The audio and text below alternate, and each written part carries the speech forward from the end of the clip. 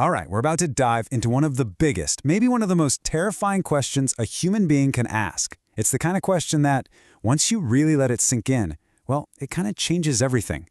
It gets right to the heart of what it means to be a thinking, feeling person in a universe that doesn't seem to be talking back. Seriously, just think about it for a second. Why is there all this? Why isn't there just nothing? I mean, you can go in circles on this forever. Either the universe just popped into existence from absolute nothingness, which good luck trying to actually picture that, or it's just always been here, which is just as mind-bending. Both ideas seem kind of logical, but they completely contradict each other. It's a paradox with no clean answer, and it's right there, in that confusion, that our whole story begins. And this is where the man of the hour comes in, Albert Camus. He starts his most famous essay, The Myth of Sisyphus, with that absolute bombshell of a line. And trust me, he's not just being dramatic. For Camus, the single most important question you can ask is life actually worth living? Everything else is secondary. This isn't some academic game we're playing. The stakes are, quite literally, life and death.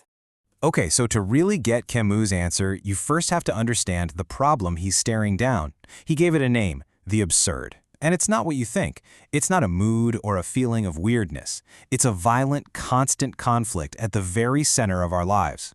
Think of it like a battle with two sides. On one side, you've got us. We are absolute meaning-making machines. We can't help it. We crave justice. We demand reasons. We desperately want the world to make sense.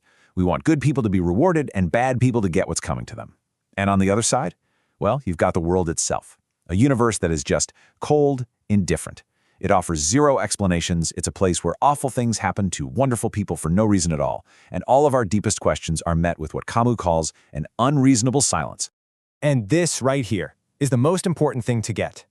The absurd is not that the world is meaningless. The world itself isn't absurd, and we're not absurd. The absurd is the clash. It's that constant friction, that painful collision between our human need for answers and a universe that just refuses to give them. It's like a divorce, as he says, between the part of us that desires and the world that always, always disappoints. So once this feeling of absurdity really hits you, Camus says you've basically got three ways out. First, you could just end the game, physical suicide. He flat out rejects this. Second, you could take what he calls the leap of faith. You escape the problem by believing in a god, or a religion, or some grand political idea that promises to explain everything.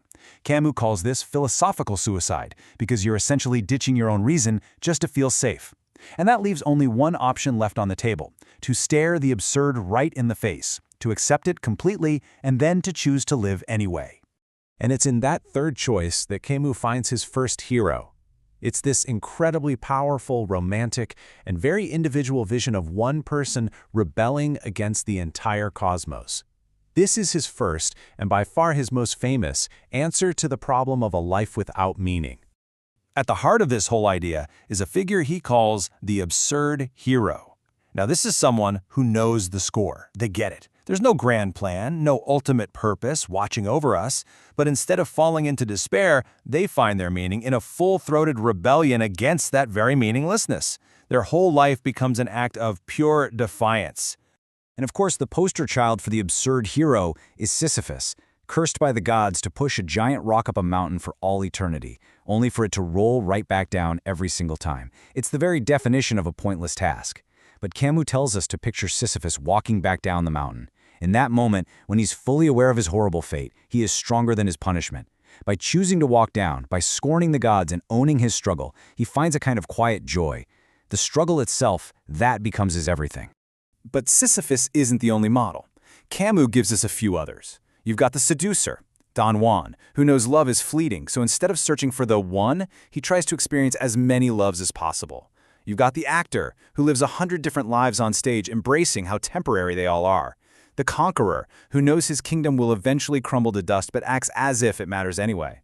And of course there's Meursault from The Stranger, a man who is so brutally honest and indifferent to society's games that he ends up condemned for it. What do they all have in common? They're all alone, set apart by what they know. And so, there you have it. The first answer seems pretty solid, right? Once you accept that there's no divine rulebook, no cosmic referee, you are absolutely, totally free. You can live for the moment, for passion, for the pure intensity of being alive. Your life becomes this incredible work of art, and you're creating it in direct opposition to a silent universe. It's thrilling, it's empowering, It feels complete.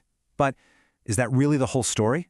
Because Camus himself, in his own writing, started to see a crack in this beautiful idea, a terrifying flaw, a really dark potential hiding just under the surface of all that freedom. He realized that this path, the path of the solitary rebel, could lead somewhere truly monstrous. Think about it. If there is no ultimate meaning, if there's no cosmic judge keeping score, no universal morality written into the stars, then on what grounds can you say anything is truly wrong? If Sisyphus' struggle is just as valid as the conqueror's campaign, then why isn't it also just as valid as murder or tyranny? If nothing is ultimately true, is everything permitted? And that terrifying question led Camus to create one of his most chilling characters, a man who takes the logic of the absurd and twists it into an absolute nightmare. In his play, Caligula, the Roman emperor has the exact same realization as our absurd hero. Life is pointless, people die, nothing really matters in the end. But instead of finding a quiet, personal rebellion, he becomes a monster. He uses that freedom to kill, to torture, to burn it all down. He uses perfect, cold, absurdist logic to justify it all. If there are no inherent values, he reasons, then nothing is forbidden. Caligula is the dark shadow of the absurd hero. He's the psychopath who proves that absolute freedom, with no moral compass, can look an awful lot like pure evil. This Caligula problem was a huge turning point for Camus. It forced him to rethink everything. He realized that the solitary rebellion, as cool as it sounded, just wasn't enough. It was incomplete, and frankly, it was dangerous.